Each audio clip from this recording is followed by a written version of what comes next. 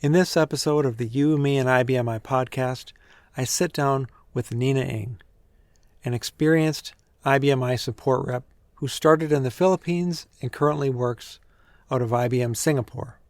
Those of us who take cases in the U.S. during the day are very happy when we see that one of our cases came back and Nina got it while we were sleeping, and she was able to either give a great answer or move the call in a positive direction. Nina Ng is one of the best of us, and we're glad she's out there putting the global into the IBMI Global Support Center. Thanks for listening. Isn't that like the tip of Malaysia, kind of? Right? It's right in the end there. So, God, I sound really stupid. I'm probably going to have to, I'm going to edit that heavily. Yeah.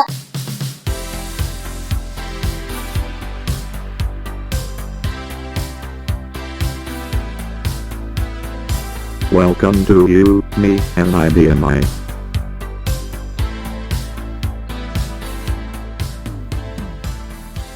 You and I have both worked here for, I think, a long time without really knowing each other. When did you start at IBM? Well, for IBM itself, if my memory is correct, it's about 19 years. But Okay. my IBM journey spans to three regions. So it begins with IBM Philippines as a local support, and then uh, Singapore doing local team projects, and I started my 1.5 level support for ASEAN region. So what does that mean? When customer calls in for ASEAN countries like Philippines, Singapore, Malaysia, Brunei, before it escalated to level 2, us in Singapore, the ASEAN countries have something like a support center first. So we try to filter the calls, Sure. and then if it is beyond our knowledge or beyond our skills, then we escalate it to level 2, which is US, the IBM US team. So that Sure. is how the 1.5 level support works. Then Okay. yeah, I worked for about 2 years in that area in Singapore. Then I moved to join, and started contributing to IBM Global Support team. Yeah. So same building, same town. Yeah. Singapore is one city. Yes, Singapore is really small. They say you can Yeah. travel Singapore in one day. Technically, yes. But if you're going to, different areas, maybe not. Sure. I mean, because Singapore was, uh, I know a little bit that at one point, right, what is now Singapore was a part of Malaysia. In the And then past. there were, in the past, right. And then there was some turmoil and uh, Singapore itself, right? The Mm-hmm. kind of, isn't it like the tip of Malaysia, kind of? Right? It's right in the Uh, end there. Am I wrong? yeah, just a small part of it, and then Yeah. some some people from gathered, and then they decided to have their own country. So Yes. yeah, and become independent. So, God, I sound really stupid. I'm probably going to have to, I'm going to edit that heavily. Yeah, I myself, I just recently got my my citizenship. Oh, you did? Yeah, I just had it last March. So during the citizenship process, there are some kind of examinations about the Singapore history and so on. 1965. It $1965. Yeah, it's a Singapore birthday basically because I Well, remember Singapore is because just a little kid then. yeah, Singapore just recently have SG60, which is a 60th birthday of Singapore. Well, that's awesome. Yeah, and we had really a good celebration here, a big one. Well, I everything I've heard about Singapore and the people I know who have been there say it's very beautiful and it's a very international place, and that they, if you can imagine a place that I don't know, maybe Yeah, couple skipped of over Rochester. Yes, what? and couple of Rochester people came here, got assigned here. So I met some of them, and we had a really good time here. Yeah, I bet that would be an awesome place to go. Adam? Yeah, yeah, Adam Braham. Yeah, he was Oh, here. sure, yeah. Yeah, Jeff Hensley. Yeah, he Oh, was Hensley, also yeah. here. Yeah, Mervin as well. Mervin is for quite some time he was here for some assignments. Yeah, he's been everywhere, I think. Yes, yes, One thing that was really I was interested by is to hear that you're actually from the Philippines. yes. I'm Filipino. Yeah, so it was not surprising to me that you also said that you love singing and performing on stage, Right. or that you had done that because Yeah. my son dated a girl from uh, Cebu for about 3 years. I think the Philippines has one of the most beautiful and colorful cultures and proud cultures that I've Mhm. ever seen. I've just ever known. Where are you from in the Philippines? I'm from Manila. Oh, you are. Okay. Uh, Okay. yes, Big, big, big city. What languages do you speak? we speak Tagalog, Filipino Right. language. Yep. Yeah, Yep. Yep. Yep. yeah, and then Yeah, because but there it's Tagalog, and then in mm-mm. Cebu they have like Cebuano. It's like Yes, yes. a So little it's a different there. different dialect, but Yeah. yeah, but we Filipino is the native language. Tagalog is can consider is one of the major dialect in Philippines. But Okay. when you say what language do you speak is Filipino. Okay. So Filipino is a language. Tagalog is likely that considered as dialect. Yeah. And I never took a computer class. I went to school to be an English teacher, so I'm always interested, kind of where how people got started. I earned my bachelor's degree in mathematics, major in computer science from University of Santo Tomas.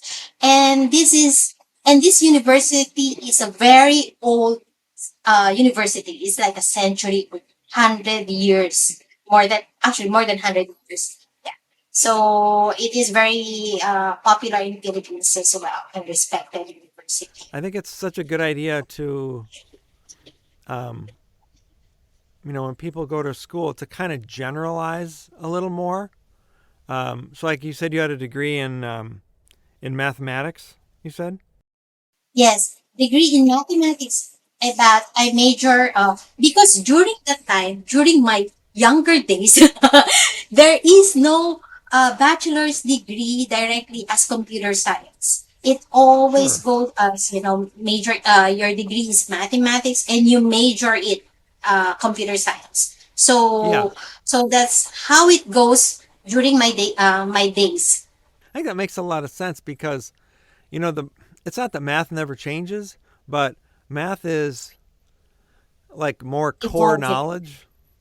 And Yes. so if you have the math degree, you can get a math degree and then be like, well, I want to be, um, I want to do computer stuff. But then if you decide, well, I don't really like the computer stuff, you still have the math. Yes, that's correct. Whereas if you just went into computer science and then later were like, well, I really don't like programming or whatever, but I really like, I wish I would have had more of that math part, then you didn't, it wouldn't have as much. So yeah, I think it's a good Yes. idea.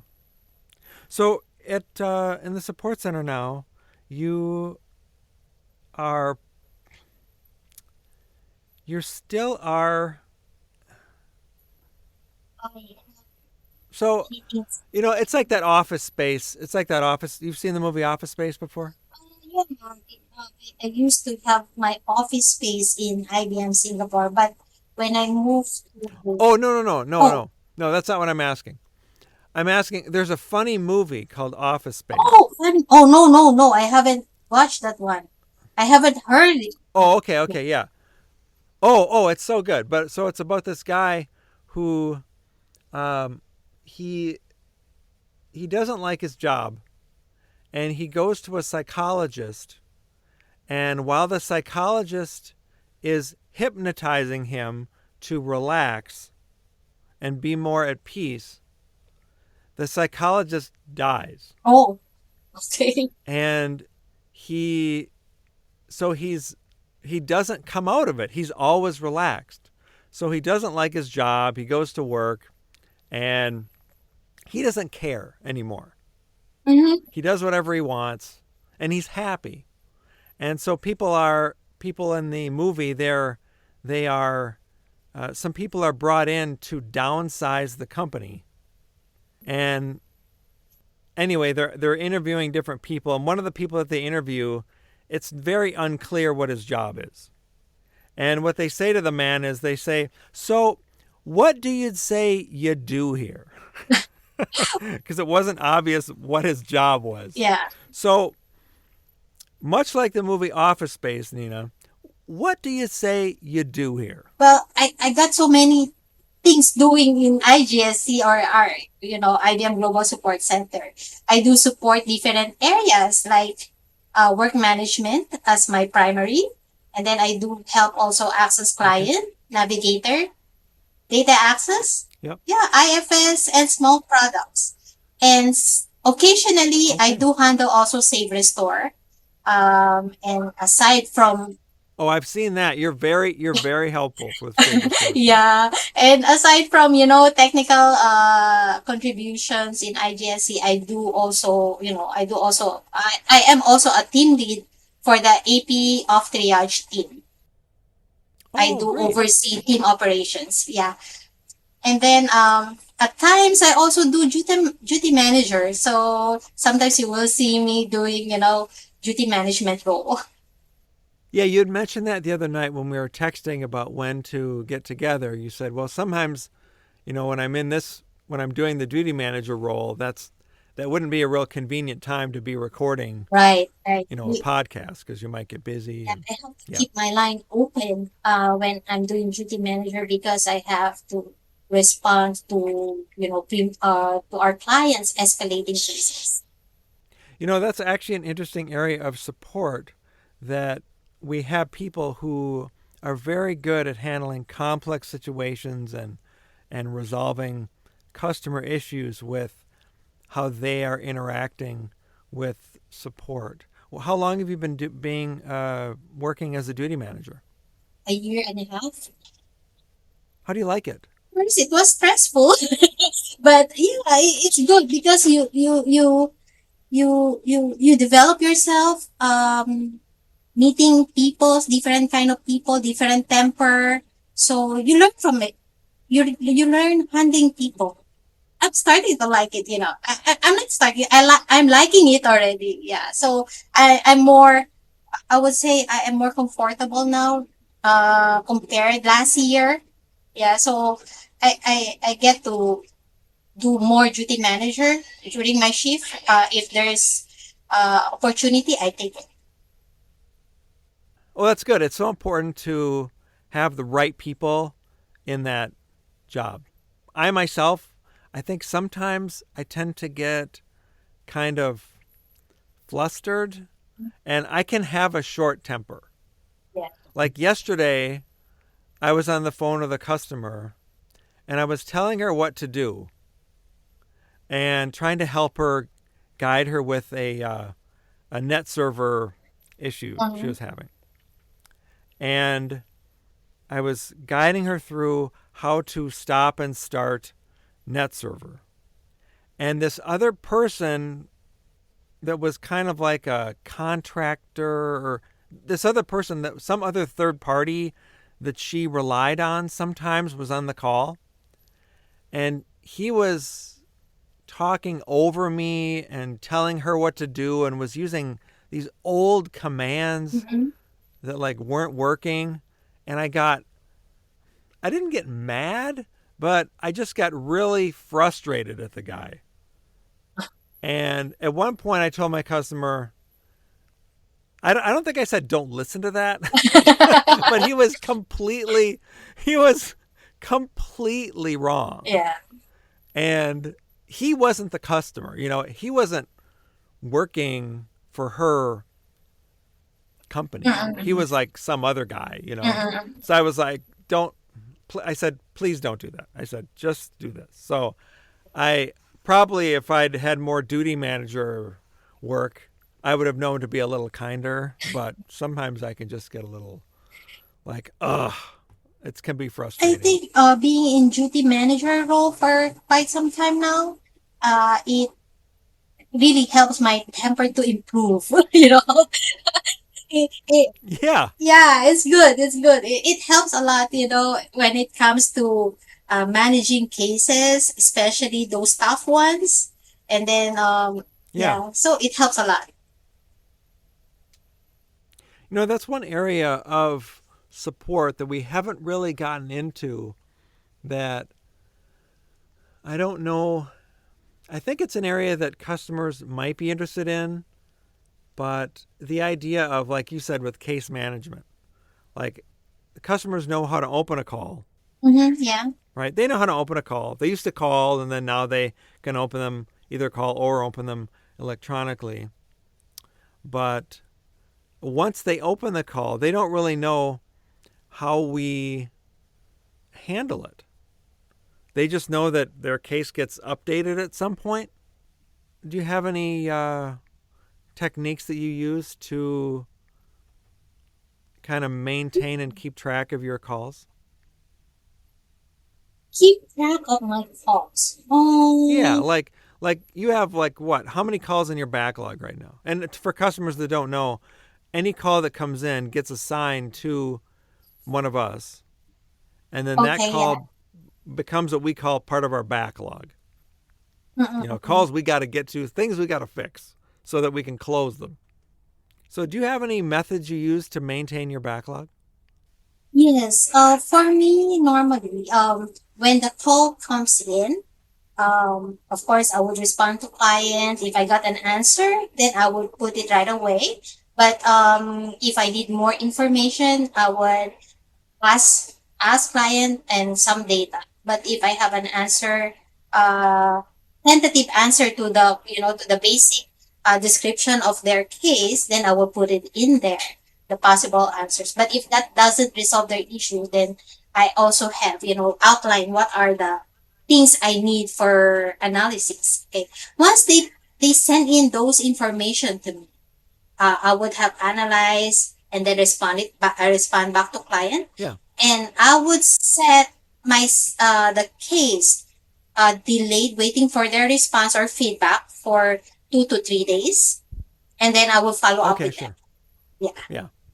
Yeah. So that's the way I normally do. Do you keep a list? I know some people keep like post-it notes on their desk of Yes, like the I cases that do. they have. I Oh, you do actually that. yes, yes. I actually have reports. I created my own report that has a next action date on the report. So I will review those cases that has missed the next action date, or those cases that has waiting for, let's say, PTFs from development. Sometimes it takes a while. So I have reports to review and then follow up if with development, if when is it going to be available or what, because sometimes we need to do manual follow up with our cases. So I do keep a track on those reports. I Oh, that's like awesome. I love doing reports for my cases, so to closely monitor those Oh, status. that's good. Yeah. And you created that report in what? In Salesforce or some other tool? Yes, in Salesforce. I Okay. have, yeah, a few reports in Salesforce. Oh, that's awesome. Yeah, I don't do that. I like to I kind of have ideas for things, Like I'll say, oh, I should do this. And then I'll spend some time thinking about, oh, how I should do that. And then I'll start it, but then I'm, it's very hard for me to get into new habits. Oh, That must be why customers love you so much if you're so closely monitoring their calls and being so responsive to them and their problems. yeah. I just hope that they don't feel anxious every time I follow up with them. But so far, they are fine. They're happy with the follow ups. Oh, yeah. Well, why would they feel anxious? Well, sometimes I can be dear customer, is there any update from the, from the last recommendation or what? Then they would say, some would say, we've been busy, sorry for the delays, but they're fine, yeah. In the end, I will get a survey that, Nina do a very close follow up on the cases. They like it. So I just continue what I'm doing. I totally see what you mean. That to us, when we get a call comes in, we see it as, oh, this customer has a problem. But sometimes it's not that big of a problem. So, and customers are busy. So they'll get on to other things, other projects, and let's say like a printer wasn't working right, and they report the problem. Then we think, oh, this printer, it's not working. They can't, it's a problem. And then they, maybe after 3 days, maybe they forgot about it, or maybe it's not as important as other things. So then when we ask them, you're basically you're basically describing the situation where when you go back to the customer and say, is there any update on this? They haven't even looked at it. Yeah, and then it reminded them that, yay, yeah, I have a problem. Yeah, I forgot already. Do you remember that you actually had this problem in the first place? That's funny. Yeah. Well, the system is very reliable, so one problem usually is not a big deal. So when we do this podcast, and I like to send out those kind of preliminary pre questions saying, hey, think Yes. about this or think about that. And one of the questions that I asked you was if you had any interesting cases or customer situations that were kind of funny that you ran into lately. And you said that there was nothing you could think of at the moment. Right. But what was the last customer? Maybe I'll ask it a different way. What was the last customer case you had that you thought was kind of funny? Everything is serious. No. I couldn't think of any funny cases. I take it seriously. Do you remember the first call that you ever took? First call, wow, that was a long time ago. I cannot Sure. remember. We No. have, Come on. in the center, we have like, 20 calls, 15 to 25 calls in a day. But you only have one first call. Yeah, but So when you would have honestly, started, we would have been live call, right? mm, oh, my first call wasn't live. Oh, it in wasn't. in after Yeah, it wasn't a live call because last time there is a Taurus team. We are the Taurus, and then off triage last time does not take a live call. It's always Oh, a right. callback. Yeah, it's not a live. Sure. So Okay. yeah, so but my I remember my first call. I was with Barry. You know Barry Thompson. Yes, of course. Yeah. Okay. He's a manager, right? Then he was in Singapore, and then we have this introduction for being an off triage team. He helped me to set up my laptop, everything, and then and then he Yeah. said, okay, let's try to have your first case. Take that case. Oh, that's fun. Wow, I was like, it's my first time. It's not the first Yeah. time to take case, but it's my first time to take a call with the manager beside me.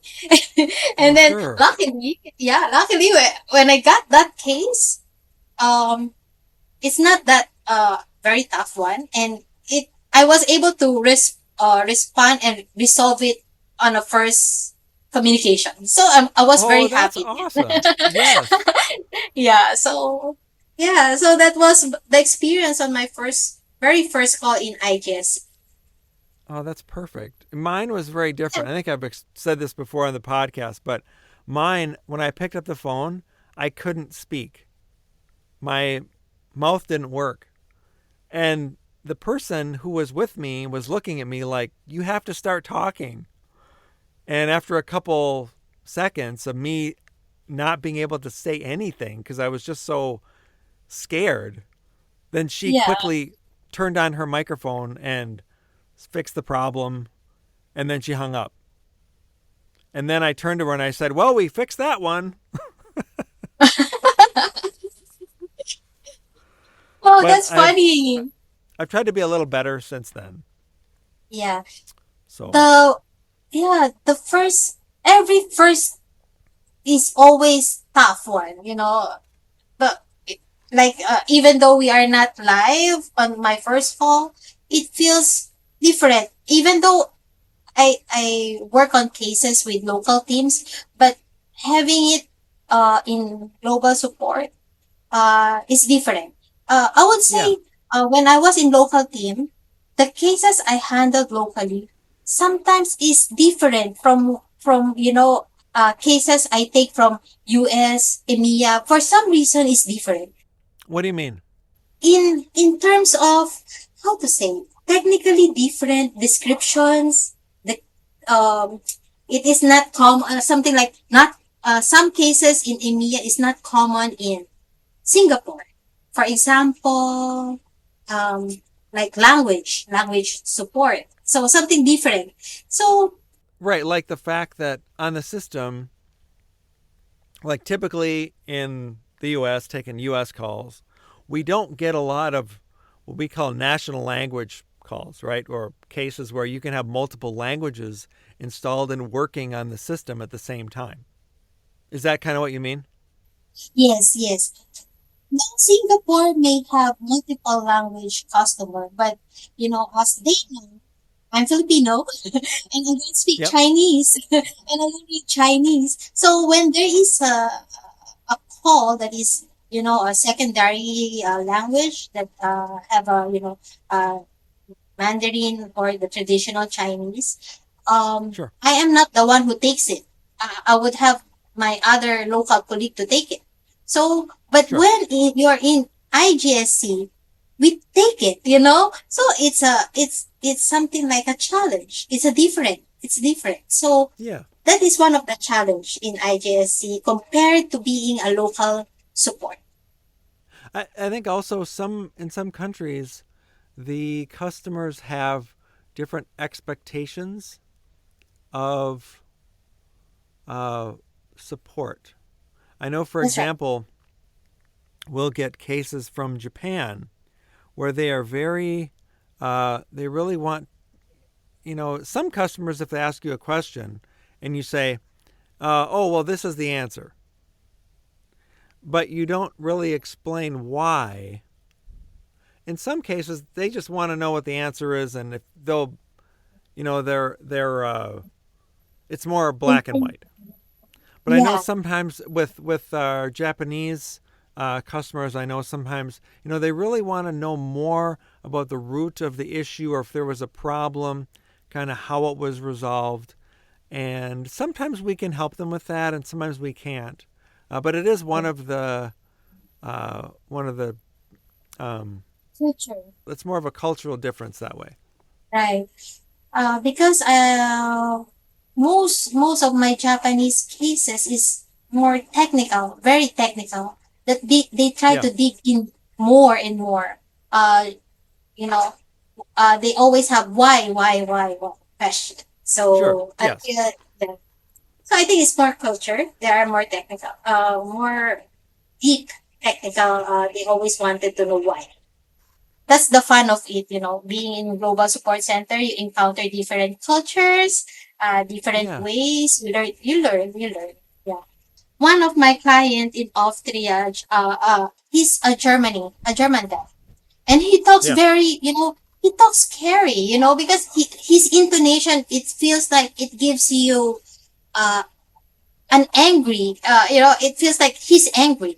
Then Mm. suddenly when we were talking, then suddenly he laughed. I didn't Yeah. know that he was joking, because the way he talked, it was like he's upset or he was like angry and very serious, and then suddenly he laughed. The way he Yeah. laughed is really, he's happy or what. I was, Yeah. oh, okay, he's not angry. So from then That's on, I funny. I don't take the intonation that much as because sometimes it could be just the way they talk. Yeah.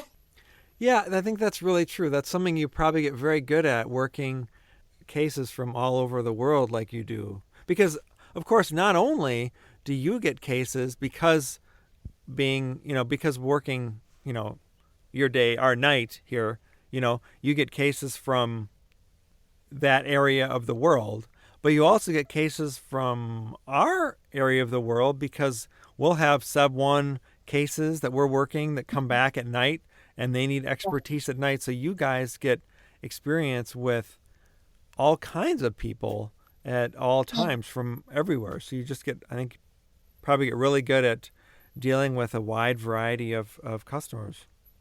That's a good skill. Yeah, it took time, but it's a good experience. You said you work in work management, and this kind of feedback form I had. You had talked about security, and Yeah.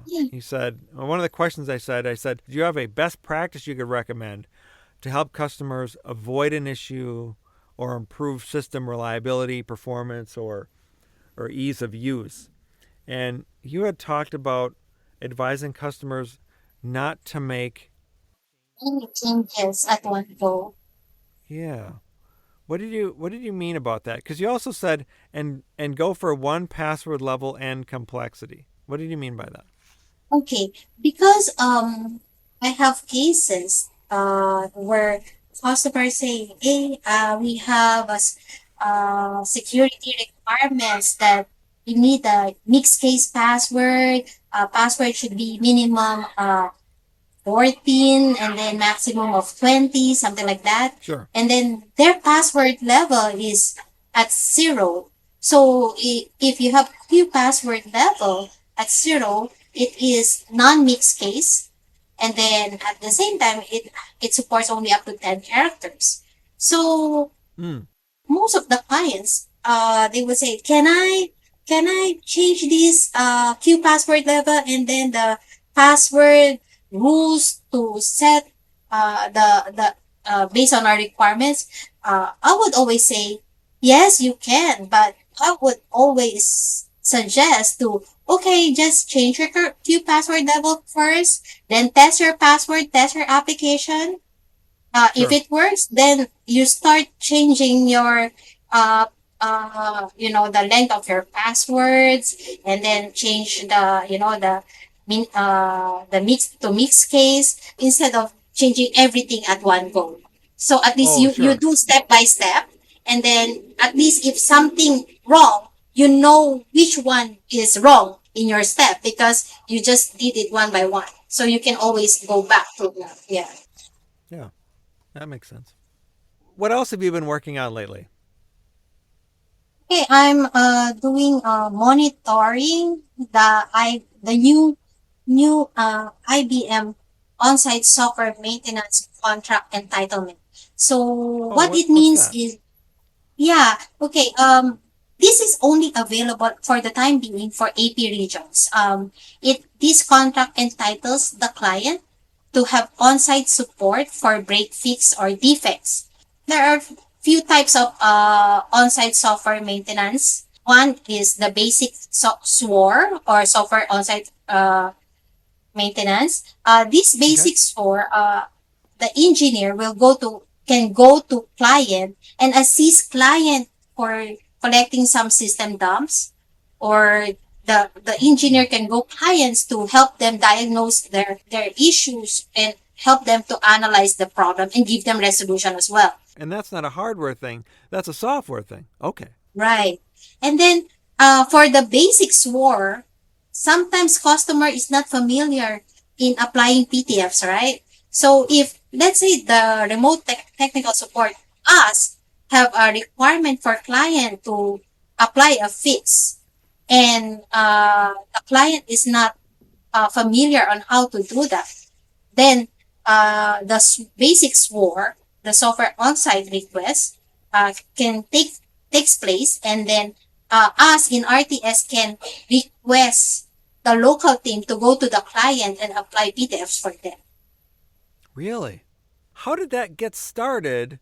Because if somebody said here, like in the US right now, if somebody said, I need help putting on a PTF, we wouldn't, that there's not a, we would just say, well, look, where there's a document, maybe we have a video about it, but we don't have a process where we would send someone out to help them put that on. How is it that that got started over there? Do you remember? Do you know the history of that? In Singapore, at least, we have customers requesting for help, that they need someone who is more familiar in diagnosing their problem and to apply PTFs for them. But this is always on-call service, Sure. per hour service, right? So because of these many requests in country, they built this contract, on-site software maintenance contract, Okay. that needs the basic software maintenance, the SWAMA, Sure. to bundle it, and then so that these clients that needs more experienced engineer to help them out on site. So this is where it started. Okay. I believe per hour bill is much more expensive than having this bundle the basic SWOR. So it's pretty expensive? No. What I mean is the per call bill. We call it per call, is the per hour bill. Okay, sure. That is more expensive than having the basic SWOR included in the basic SWAMA. Oh, okay. Yes. Yeah, and then this contract has three types. One is the basic software on-site request. Then we have also the advance.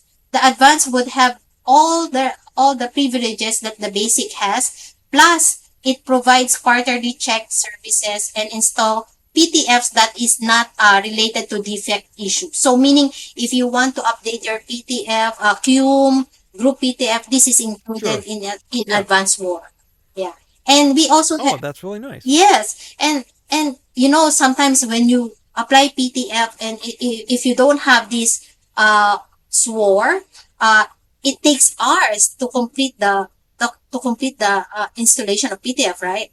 So it makes Sure. it can be very expensive if someone from on-site goes to customer, someone from local team go to the customer site and do the PTFs for them. So it will be very expensive. Yeah. Yeah. So we also have the premium tier. The premium tier have all the basic and the advanced. Plus, you can the on-site engineer can help setting up, let's say, setting up new ACS workstation, or help setting up configuration change to customer, and then they can do some they can do some software compatibility analysis before do OS upgrade, and they do basic performance analysis. And also, if let's say customer is new, they don't have the backup restore plan, they can help with that. With planning. Yeah, it's a very good contract, I would say. Yeah, that sounds like a great service. Well, Nina, it has just been so nice to talk to you and to meet you today. It's always nice to meet new people that I've worked with for a long time but never had the privilege of meeting. I also enjoy talking. Thanks for joining us on You, Me, and IBMI.